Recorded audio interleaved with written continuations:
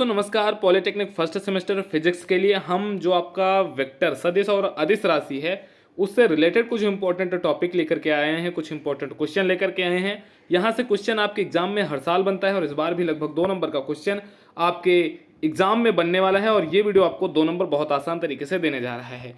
तो दोस्तों आपका स्वागत है आपके अपने परिवार लर्निंग डे पर। टेलीग्राम में जरूर जुड़ जाओ, जहाँ पर आपको ये PDF मिल जाएगी। तो आज का टॉपिक है टाइप्स ऑफ वेक्टर, वेक्टर के प्रकार या सदिश के प्रकार क्या होते हैं।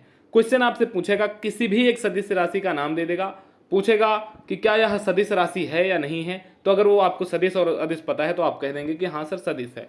ऐसे क्वेश्चन ऑब्जेक्टिव टाइप में आते हैं। या फिर जो दूसरा क्वेश्चन बनेगा, पूछ लेगा आपसे कि समांतर वेक्टर क्या होते हैं आप बताओ, या समांतर सदिश वेक्टरों को हम निरूपित कैसे करते हैं आप बताओ। तब वहां पर आपको इन प्रश्नों का या जो हम आज आपको बताने जा रहे हैं इसकी जरूरत पड़ेगी। तो वीडियो को पूरा स्टार्टिंग से लास्ट तक देखें, अपने दोस्तों को शेयर करें, चैनल को सब्सक्राइब करें।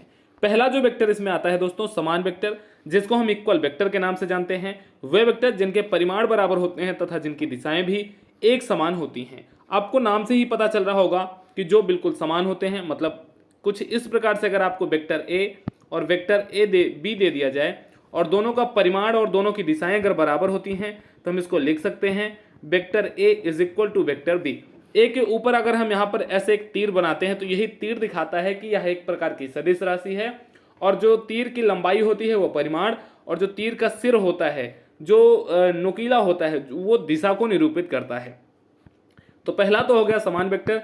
दूसरा जो वेक्टर आता है आपका हो जाता है विपरीत वेक्टर। विपरीत, जैसे समान में दोनों चीजें समान होती थी, विपरीत वेक्टर में क्या होता है कि इनके परिमाण तो बराबर होंगे लेकिन दिशाएं विपरीत होंगी। एक लेफ्ट को अगर जाएगा तो दूसरा राइट को जाएगा। इसको ऐसे वेक्टर जिनके परिमाण तो बराबर होते हैं परंतु दिशाएं विपरीत होती हैं, ऐसे वेक्टर को हम विपरीत वेक्टर कहते हैं। जैसे अगर आपको कह दिया जाए वेक्टर ए और वेक्टर ए कुछ इस प्रकार से है और वेक्टर बी कुछ इस प्रकार से है, तो ए और बी दोनों विपरीत वेक्टर कहलाएंगे, अपोजिट वेक्टर कहलाएंगे। उसके बाद दोस्तों अगला आता है शून्य वेक्टर। अब इसको आपके नाम से ही पता चल रहा होगा कि शून्य, जिसका परिमाण जो होता है वो शून्य हो, परिमाण 0 हो, अर्थात जिस वेक्टर का प्रारंभिक बिंदु एवं टर्मिनल बिंदु दोनों एक ही पॉइंट पर हों, ऐसे वेक्टर को हम शून्य वेक्टर या 0 वेक्टर कहते हैं। इनका परिमाण कुछ नहीं होता तो इनकी वैल्यू भी 0 आपकी होती है। अगला जो वेक्टर आता है, लगभग 10 वेक्टर, लगभग नहीं एग्जैक्ट 10 प्रकार के वेक्टर होते हैं और 10 के 10 में से आपसे कहीं भी कुछ भी क्वेश्चन पूछ सकता है। तो बहुत बेसिक सा है, 5 से 10 मिनट अगर आप इस वीडियो को देख लेंगे तो आपका ये क्लियर हो जाएगा।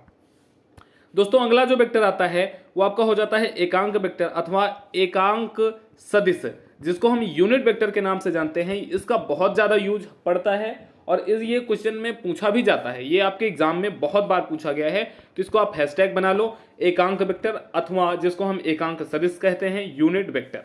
ठीक है, अब इसको कहते क्या है, ये होता क्या है, वह वेक्टर जिसका परिमाण एकांक होता है। अब आपको नाम से ही इसके पता चल रहा होगा एकांक वेक्टर। एकांक का मतलब होता है एक और वेक्टर का मतलब होता है सदिश। ऐसा वेक्टर जिसका जो परिमाण होता है, जिसकी जो वैल्यू होती है वो एकांक हो, एक होती है, जिसका परिमाण एक हो, एकांक वेक्टर कहलाता है। यह मात्रकहीन होता है। मात्रकहीन क्यों होता है? क्योंकि एक जो होती है वो बिल्कुल बीमाहीन राशि कहलाती है। जिसकी क्वांटिटी एक हो गई उसको हम बीमाहीन कह देंगे। जैसे अगर 10 में आप 1 से डिवाइड करेंगे तो 10 ही आएगा, 10 में आप 1 से मल्टीप्लाई करेंगे तब भी आपको 10 आएगा। इसीलिए जो एकांक वेक्टर होता है इसको हम मात्रकहीन तथा बीमाहीन राशि कहते हैं और इसको हम निरूपित करते हैं ए लिख करके कैप लगा देते हैं। अगर आपको कैपिटल में निरूपित करना है तो इस प्रकार से, अगर आप जो ये कैप होता है यही कैप एकांक वेक्टर को निरूपित करता है। इंपॉर्टेंट है ये, यहां से क्वेश्चन बहुत बना है। अगला जो वेक्टर आपका आता है कोप्लेनर वेक्टर या समतलीय वेक्टर। वह वेक्टर जो एक ही तल में स्थित होते हैं समतलीय वेक्टर कहलाते हैं। तल मतलब कैसे? जैसे कोई एक आपका ये एक दीवार है और इसी दीवार से अगर बहुत सारे वेक्टर निकल रहे हैं तो इन सभी वेक्टर को जो ABCD में लिख रहा हूं, इनका जो आपका बिंदु है ये एक ही बिंदु से निकल रहे हैं, इसलिए इनको समतलीय वेक्टर या कोप्लेनर वेक्टर कहते हैं। अगला जो वेक्टर आपका आता है समप्रारंभिक वेक्टर। ऐसे सभी वेक्टर जो एक ही बिंदु से प्रारंभ होते हैं, समप्रारंभिक। जैसे आपको एक दीवार है, यहां से एक ही पॉइंट से आपके सारे के सारे अगर वेक्टर निकलेंगे तब आप इसको समप्रारंभिक वेक्टर कहेंगे। जैसे vector A, vector B, vector C, vector D, ये सभी समप्रारंभिक वेक्टर कहलाएंगे। अगले वेक्टर के बारे में दोस्तों अगर हम बात करें तो अगला वेक्टर आपका होता है यदि 2 या 2 से अधिक ऑर्थोगोनल यूनिट वेक्टर। आपका ये यूनिट वेक्टर का ही एक पार्ट होता है और ऑर्थोगोनल होता है। यदि दो या दो से अधिक एकांक वेक्टर जो एक दूसरे पर लंबवत होते हैं तो ऐसे को हम ऑर्थोगोनल यूनिक वेक्टर कहते हैं। जैसे आपका वेक्टर ए और वेक्टर बी, ये दोनों, इनके अगर ए के ऊपर कैप लगा है तो ए भी और बी भी दोनों एकांक हो गए।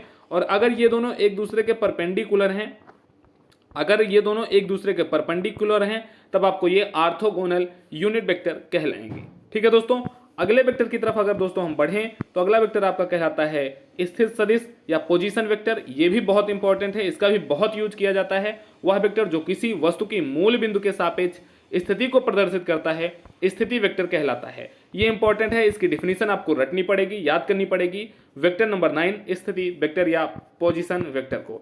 अगला जो सबसे लास्ट वेक्टर आपका आता है 10 नंबर का वेक्टर, ये विस्थापन वेक्टर कहलाता है, जिसको हम डिस्प्लेसमेंट वेक्टर के नाम से जानते हैं। ये भी इंपॉर्टेंट है। 3 या 4 वेक्टर हैं जो बहुत ज्यादा इंपॉर्टेंट है, जिनका बहुत ज्यादा यूज होता है। किसी दिए गए समय अंतराल में किसी कण के विस्थापन को प्रकट करने वाले वेक्टर को विस्थापन वेक्टर कहते हैं। जैसे पॉइंट ए पर कोई वस्तु थी, ये पॉइंट बी पर पहुंच गई, तो जो ए से बी के डिस्टेंस को निरूपित करेगा वही आपका विस्थापन वेक्टर कहलाएगा। तो इस प्रकार से 10 वेक्टर हम लोगों ने डिस्कस किए, जिसमें लगभग 4 वेक्टर इंपॉर्टेंट है, एकांक वेक्टर, यूनिट वेक्टर और समतलीय वेक्टर, और आपका ये विस्थापन वेक्टर। ये ऐसे वेक्टर हैं जहां से क्वेश्चन आपके एग्जाम में बनता है। उसके बाद दोस्तों अगले जो टॉपिक में हम लोग बात करने वाले हैं, सदिश के जोड़ का नियम बात करने वाले हैं। इनके 2 नियम होते हैं, वेक्टर जोड़ क्या होते हैं, सदिश योग का त्रिभुज नियम क्या होता है, चतुर्भुज नियम क्या होता है। इन सभी टॉपिक के बारे में हम अपने नेक्स्ट सेशन में और नेक्स्ट क्लास में बात करने वाले हैं। तो आपको आपका होमवर्क क्या है दोस्तों आज के लिए? आपका होमवर्क यही है कि आपको सदिश योग का त्रिभुज नियम और वेक्टर जोड़ का जो समांतर चतुर्भुज नियम है, इससे रिलेटेड आपको अपने बेसिक कंप्लीट करने हैं और आपको एक बार ये समझना है कि भाई ये है क्या, कहाँ से ये आते हैं। और इस पे मैं एक चीज़ और आपको बताना चाहता हूँ कि जो त्रिभुज नियम है और जो चतुर्भुज नियम है, यहाँ से क्वेश्चन आपके एग्जाम में बनते हैं दोस्तों। और लगभग वो सारे के सारे क्वेश्चन 5-5 नंबर के क्वेश्चन बनते हैं। बहुत बढ़िया क्वेश्चन होते हैं। मैं आपको क्वेश्चन भी करवाऊंगा, सारी की सारी चीज़ें आपको मैं लर्निंग डे पर अवेलेबल करवाऊंगा। PDF भी आपको मिलेंगी। बस आपको करना क्या है, डेली शाम को 7 बजे एक जबरदस्त क्लास में जुड़ना है और अपने दोस्तों को इस सेशन को जरूर भेजना है, ताकि आपके साथ साथ आपके दोस्तों को भी लर्निंग डे जैसे चैनल का फायदा मिल सके। एग्जाम कब से होना है इसके बारे में मैंने बहुत बढ़िया एक वीडियो बना के चैनल पे अपलोड किया है, आप जाकर के उस वीडियो को देख सकते हैं।